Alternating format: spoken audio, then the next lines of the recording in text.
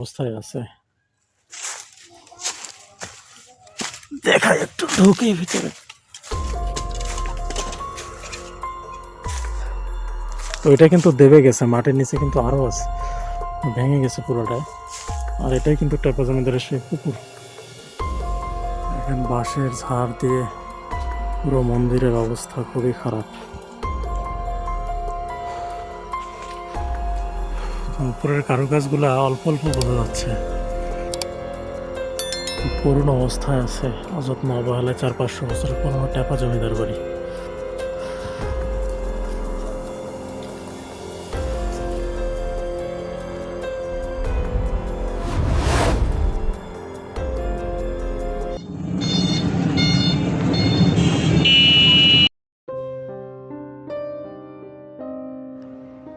ইতিহাস, ঐতিহ্য ও রহস্যের রোমাঞ্চে ভরপুর আজকের ভিডিওতে আপনাদেরকে নিয়ে যাচ্ছি রংপুর সাতমাথা থেকে উত্তরের কাউনিয়া উপজেলার ট্যাপা গ্রামে, যেখানেই লুকিয়ে রয়েছে প্রায় 400 থেকে 500 বছরের পুরনো এক জমিদার বাড়ি এবং হাওয়াখানা সহ মন্দির, যা প্রায় ধ্বংসপ্রাপ্ত। কিন্তু চুন সুরকির সেই গাঁথুনিগুলো আজও যেন ইতিহাসের সাক্ষ্য বহন করে আছে।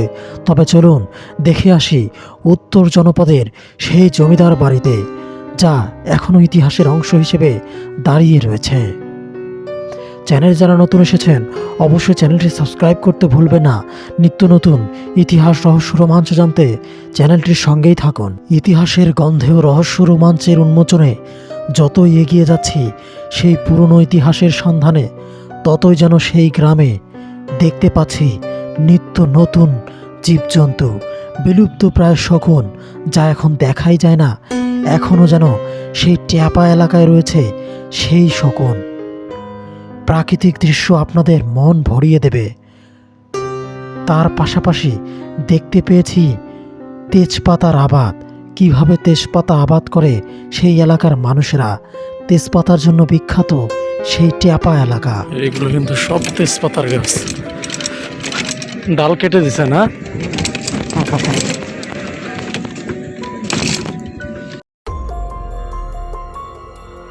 রংপুরের কাউনিয়া উপজেলার এই ট্যাপা মধুপুর অঞ্চলটিকে ঘিরে যে ইতিহাস এবং রহস্য রয়েছে, তারই সন্ধানে আমি আজকে এসেছিলাম ট্যাপা জমিদার বাড়িটিতে।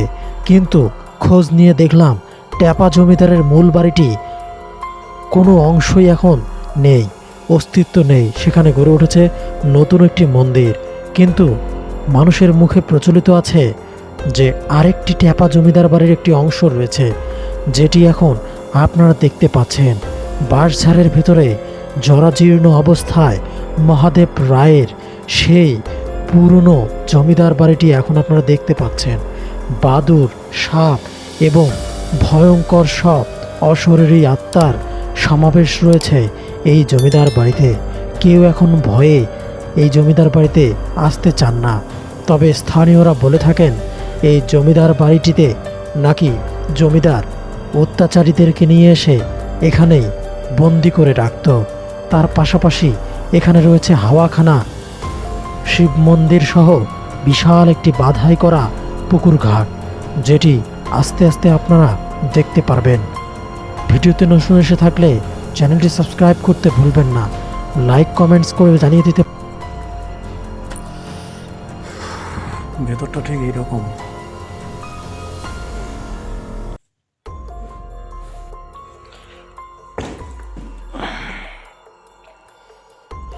এটা কিন্তু শিব মন্দির ছিল। তো কোষ্ঠী পাথরের কোনো অস্তিত্ব নাই, এই ভয়াবহ অবস্থায় আছে। তো এমন জায়গার মধ্যে আছে কেউ কিন্তু কখনো খুঁজেই পাবে না। এখন বাঁশের ঝাড় দিয়ে পুরো মন্দিরের অবস্থা খুবই খারাপ।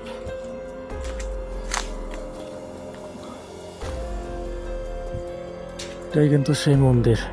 মন্দিরটা কিন্তু এখনো দাঁড়ায় আছে দেখেন, কিন্তু খুবই ভয়াবহ অবস্থায়। যে পাশে কিন্তু বিশাল বিশাল বাঁশঝাড়, এদিকে বাসা, কিন্তু বাসার পিছন সাইডেই আর কি মন্দিরগুলা। উপরের কারুকাজগুলা অল্প অল্প বোঝা যাচ্ছে,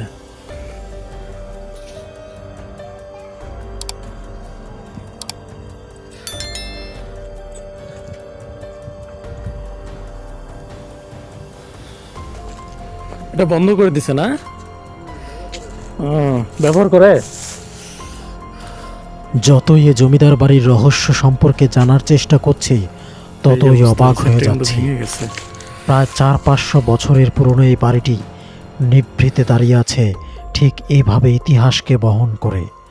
কি সুন্দর কারুকাজ, কিন্তু আজ অবহেলা অযত্নে গাছপালার রাজত্বে পরিণত হয়ে গেছে।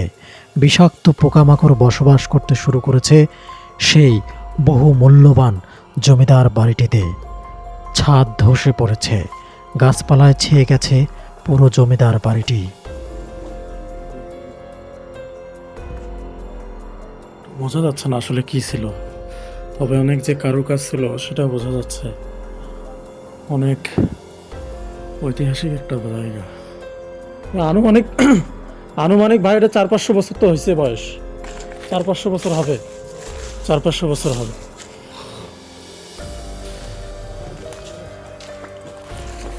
কিন্তু খুব যত্ন সহকারে তাকালে বোঝা যায় অতীতের গৌরব, অতীতের সেই সৌন্দর্য এখনও রয়েছে, তবে প্রায় নিশ্চিহ্নের পথে। প্রত্নতত্ত্ব অধিদপ্তরের অবহেলা ও অবজ্ঞার কারণে আজ ধুকে ধুকে মরছে এই ঐশ্বর্যমণ্ডিত জমিদার বাড়িটি।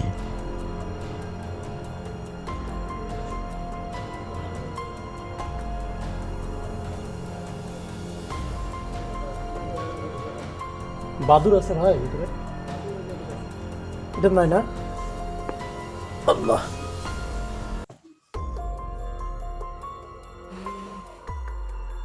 ভয়াবহ অবস্থায় আছে। 400-500 বছরের কিন্তু পুরোনো স্থাপনা এটা।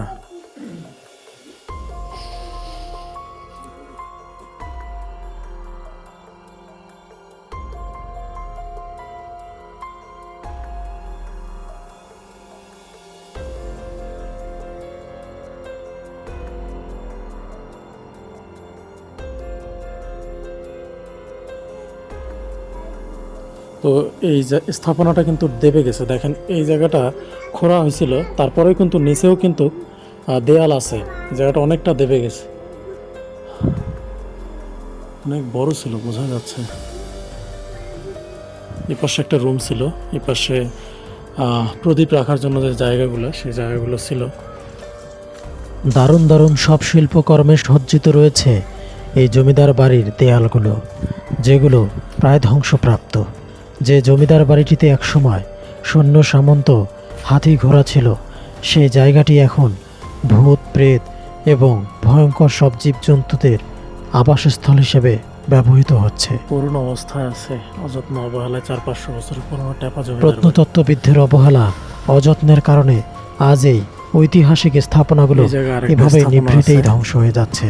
এটাও কিন্তু ভেঙে গেছে। এটা কি ছিল ভাইয়া? এটা হাওয়াখানা না? তো এটা নাকি হাওয়াখানা ছিল। পুকুর পাড়টা ঠিক এটাই, টেপা জমিদারের কিন্তু পুকুর পাড় এটা। তো এখন কিন্তু এই অবস্থায় আছে। দেখাই একটু ঢুকে ভিতরে। তো এটা কিন্তু দেবে গেছে, মাটির নিচে কিন্তু আরো আছে, ভেঙে গেছে পুরোটা। আর এটাই কিন্তু টেপা জমিদারের সেই পুকুর পাড়। তো জমিদাররা নাকি এখানে এসে বসে থাকতো, হাওয়াখানা। এখন এটাই পড়ে আছে, বোঝার উপায় নাই। শুধু ইটগুলোই সাক্ষী ইতিহাসের।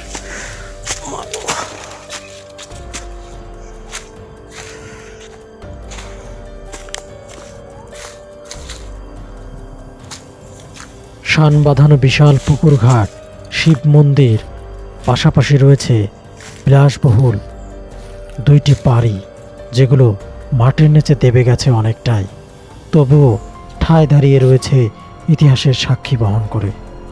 বন্ধুরা, ভিডিওটি যে যেখান থেকে দেখছেন কমেন্টস করতে ভুলবেন না। চ্যানেলে নতুন এসে থাকলে চ্যানেলটি সাবস্ক্রাইব করে বেল বাটনটি বাজিয়ে দিন, যেন নিত্য নতুন ইতিহাস, রহস্য, রোমাঞ্চের প্রত্যেকটি ভিডিও সবার আগে পৌঁছে যায় আপনার কাছে। আজকের মতো এখানেই বিদায় নিচ্ছি। জায়গাটা এখনো কি সরকারি ইয়েতে আছে নাকি? আশপাশেরই। হইতে পারে এখন সরকারি জায়গা হুম,